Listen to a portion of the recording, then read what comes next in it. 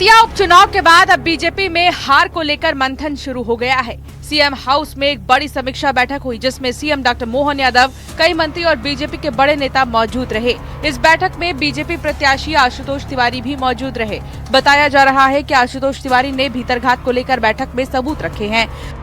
बताया ये भी जा रहा है कि आशुतोष तिवारी भी अंदर मौजूद हैं और वो पूरे सबूत लेकर पहुंचे हैं कि कहां पर उनके साथ धोखा हुआ है, किन लोगों ने धोखा किया है, और अगर वो सबूत सही पाए जाते हैं समीक्षा बैठक के बाद तो एक्शन लिया जाएगा।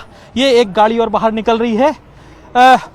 ऐसी पिछले 1.5 घंटे से बैठक चल रही थी और तमाम मंत्री, 8 से ज्यादा मंत्री जो है भरत सिंह कुशवाहा भी थे। भीतरघात को लेकर बीजेपी प्रदेश अध्यक्ष हेमंत खंडेलवाल पहले ही साफ कर चुके हैं, जो भी नेता और कार्यकर्ता इसमें शामिल होगा उस पर सख्त एक्शन लिया जाएगा। आशुतोष तिवारी जो सबूत सामने रख रहे हैं, अगर वो सबूत उनके आरोप पर सही पाए जाते हैं तो जिनका वो राम लेंगे उन पर एक्शन लिया जाएगा, क्योंकि हेमंत खंडेलवाल ने ये स्पष्ट कहा था अनुशासनहीनता बर्दाश्त नहीं होगी और जो भी अनुशासनहीनता करेगा, चाहे कार्यकर्ता हो चाहे नेता हो, उन पर एक्शन लिया जाएगा। दतिया उपचुनाव में बीजेपी की हार के बाद से कांग्रेस की ओर से लगातार हमला बोला जा रहा है। कांग्रेस का कहना है कि बीजेपी का जनाधार अब खत्म हो रहा है। बीजेपी ने बड़े नेताओं को दरकिनार कर दिया है।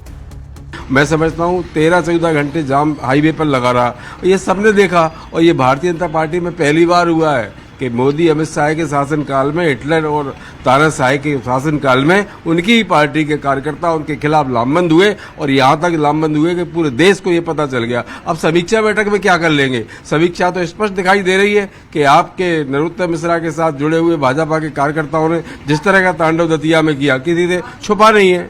अब जब छुपा नहीं है तो क्या समीक्षा करेंगे? उधर बीजेपी का कहना है कि उपचुनाव में हार ज्यादा मायने नहीं रखती, फिर भी बीजेपी नेतृत्व इस पर समीक्षा कर रहा है।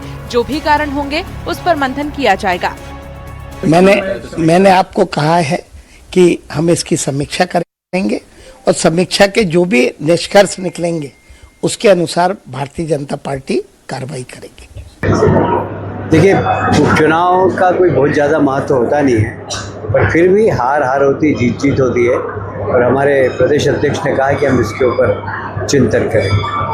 इसलिए महत्व नहीं रखता। एमएलए एमपी बनना मेरे लिए कोई महत्वपूर्ण बात नहीं है, पर जिनका भरोसा है उनके भरोसे को कायम रखना ये जीवन की आखिरी सांस। भीतरघातियों को आखिरी संदेश क्या कहेंगे?